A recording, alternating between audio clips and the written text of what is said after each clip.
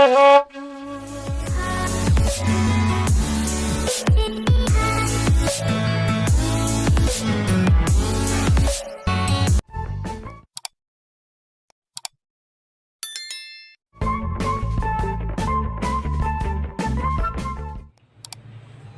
dong. Ambo, Ustaz. Dinyak tiba sambah. Di tengah-tengah. Karena nyi pucuk bule urek nang tinggang tujuan alang tabang tinggi sasaran ingguk kamancakan kampai nyi tampe batanyo ke pulang tampe babaritu. Yo, mana? Tapi semantang pun itu nak dinyak pana apa nyambah? Palalu, Ustaz. Asomba ne akan sasombakan padanya. Adek kawi sarak balasin satu kato pusako, dua kato limbago, tiga kato perbuatan. Yo, mana? Nan disabui kato pusako bajanjang nanyik batangguh turun babari jo barabe basosok bajarami bacupak balukisan bapondom paguburan. Mana? Cupak tataga ragi tekambang suri tegantung piagam dipaci apa piagam nan dipaci? Mati bapak mengopan anak, mati anak mengopan bapak, mati istri mengopan suami, mati suami mengopan istri. Batu sekarang kok kini.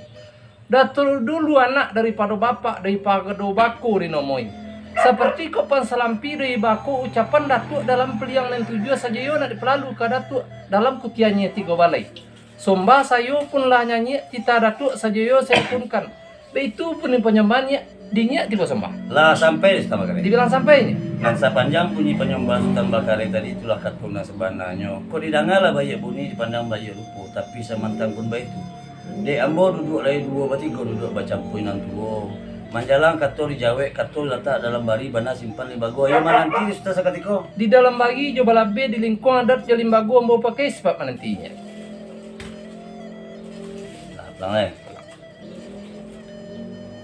Sultan Bakari dibilang Di ambonya, ke Sultan sambah apa pulangkan. di tengah-tengahnya.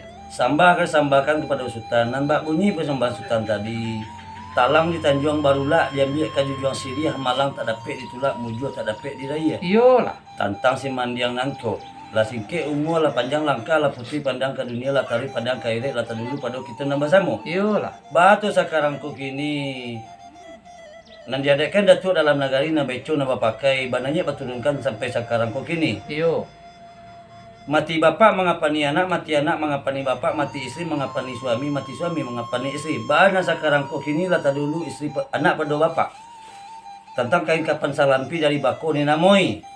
Ucapan datuk pilihan dan tujuan sajoyo di palalu kepada datuk tiannya tiga balai. Tita sayo lah nanya, sembah sayo lah nanya tita datuk sajoyo saya punkan. Kami tu bunyi penyembah Sultan Bakari tadi. Bonelnya. Bade sayo sawi saponyo Sultan. Yola sayo iyo patidokan lah ukur pajangkauan. Yola dapet bulek sagolek pipi salayang pokatil lah lasa pucuk ke bawah lah saure. Yola diterima justru hati Sultan sekian sembah Sultan. Lah sampai dehnya. Dibilang sampai. Limbagu itu katoinya lebakan dak tiro kami nan datang mantakapan nya. Terima kasih Sultan. Sama-samonya.